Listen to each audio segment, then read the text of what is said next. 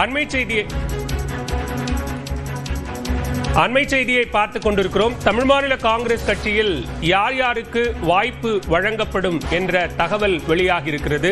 தேசிய ஜனநாயக கூட்டணியில் 5 தொகுதிகள் தமாகவிற்கு ஒதுக்கப்பட்டிருக்கக்கூடிய நிலையில் தற்போது வேட்பாளர்கள் யார் என்ற கேள்வி எழுந்திருக்கிறது. கூடுதல் விவரங்களோடு இணைகிறார் சிறப்பு செய்தியாளர் தமிழரசி.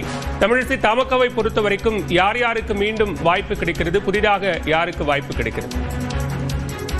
பாலவேல், அதிமுக தலைமையிலான தேசிய ஜனநாயக கூட்டணியில் இடம்பெற்றுள்ள தமிழ் மாநில காங்கிரஸ் கட்சிக்கு 5 தொகுதிகள் ஒதுக்கப்பட்டிருக்கின்றன. ஒட்டன்சத்திரம், ஈரோடு மேற்கு, ராணிப்பேட்டை, கிள்ளியூர், கும்பகோணம் ஆகிய 5 தொகுதிகளில் தாமரை சின்னத்தில் தமிழ் மாநில காங்கிரஸ் கட்சி போட்டியிட இருக்கிறது. யார் வேட்பாளர்கள் என்ற அறிவிப்பை தமிழ் மாநில காங்கிரஸ் கட்சி தலைவர் ஜி கே வாசன் நாளை வெளியிட இருக்கிறார்.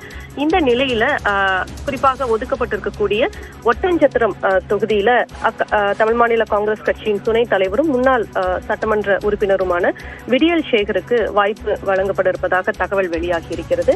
அதே போல கிள்ளியூர் தொகுதியில் நிவின் சாம்சன் சைமன் என்பவருக்கும், அதே போல ஈரோடு மேற்கு தொகுதியில் யுவராஜாவிற்கு வாய்ப்பு வழங்கப்பட இருப்பதாகவும் தகவல் வெளியாகி இருக்கிறது. இவர் அக்கட்சியின் பொதுச் செயலாளராக இருந்து வருகிறார்.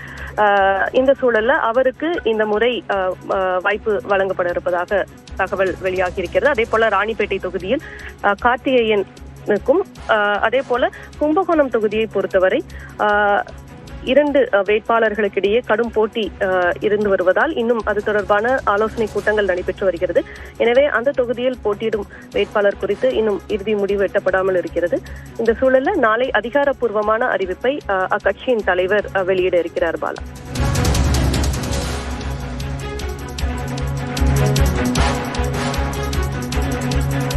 விவரங்களுக்கு நன்றி தமிழரசி.